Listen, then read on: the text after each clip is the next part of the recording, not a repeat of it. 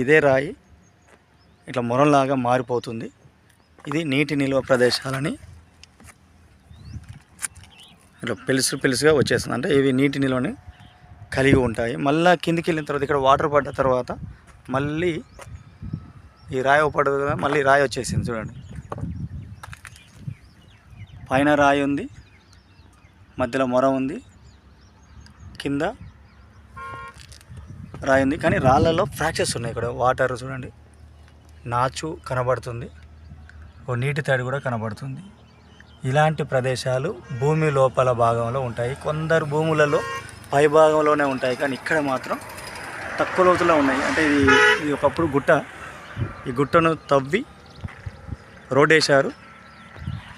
ఈ విధంగా భూమి లోపల, అంటే భూమి లోపలికి వెళ్ళి మనం తొంగి చూడలేము కాబట్టి టెంపరేచర్, ప్రెషర్ కండిషన్స్ అనేవి ఎక్కువ అయినప్పుడు